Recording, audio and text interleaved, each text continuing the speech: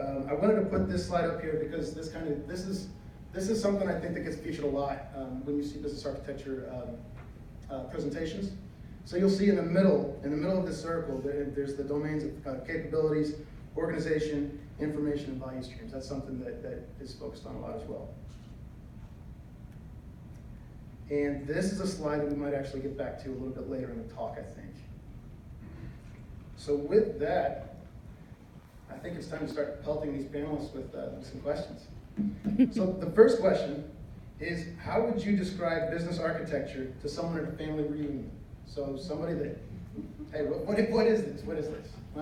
Anybody want to take a first stab at this one?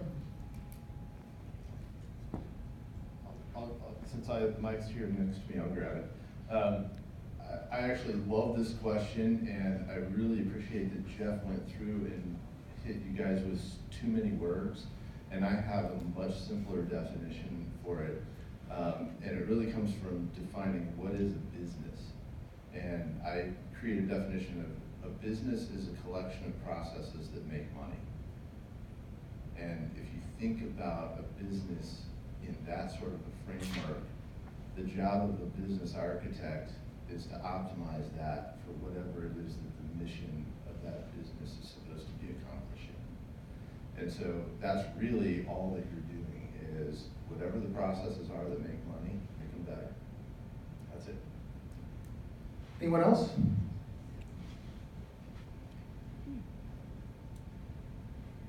So when I talk to family and friends about the role that I have, really what I comment on is it's a center of excellence. And because the business architecture in my organization sits within IT, we're really an IT liaison or a business partner. Many of our organizations have HR partners. This is an IT business partner situation. So we're driving innovation. We're driving innovation by having conversations with the business about what do you need to bridge the gap between IT and business. Where do we need to enable technology? Where do we need new technology? Where do we need to improve processes? Where can we actually exceed and drive strategic business decisions, driving value co-creation between the business and IT? So really, in short, center of excellence is how I explain it. So when we talked about this question as a group in preparation for today, I was thinking a lot about my house and about how I have this broken and that broken. It's like this never-ending list, right? The things that you want to fix within your house. When I was thinking about this question and correlating that metaphor to my house, business architecture to me is connecting that I want to live in a house with nothing broken. That's my strategy. That's where I want to be in 5-10 years.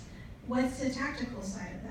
Well, that is fixing my door jamb that the wind blew open and broke. Thank you.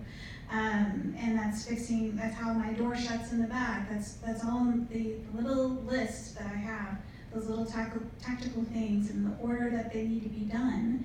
For example, I want to ensure that I have a cool deck, with a nice patio. Well, I need to paint my house too as well and get rid of all the wood rot. So it's just that those tactical items that I want to implement in order to get to the higher level objective. I want to live in a house that doesn't have anything broken, right? Okay. So, that's how I've been thinking about it, I guess, if I'm explaining it in layman's terms. But honestly, I do like Don's definition, of course Brian's as well, just thinking about it, these are the high-level objectives. Here at the bank, we have high HPOs, or high-priority objectives. And I think about all of our different systems and our different pockets that we serve. And all of that serves that higher-level purpose. So you can find value connecting those dots. So yeah, I guess that's my definition. Oh, that's great. Brian, would you like to weigh in on this one too? Or? Well, I don't think my family's ever understood me when I try to explain this. I wasn't going to try. If I can't get out of this question, generally I kind of go with a path similar to where Cecelia was going a little bit, which is some sort of analogy to a house or something of that nature. To build on your description there a little bit, I would also say sort of like planning around things like how many kids am I going to have, right? And how many bedrooms do I need in this house? And so generally, when I look at it from my angle, it's as much about trying to understand where things are going in that business or from the technical side, and trying to make sure that, you know, we're as close to future-proofed as we can be, or that we've anticipated all those needs and at least decided not to do something such as, well, we didn't, you know, we have some kids that are gonna share a room, and that's a decision that we've made versus a situation that we've inherited at some level. So, yeah, very much like the idea of kind of an analogy always works best for me.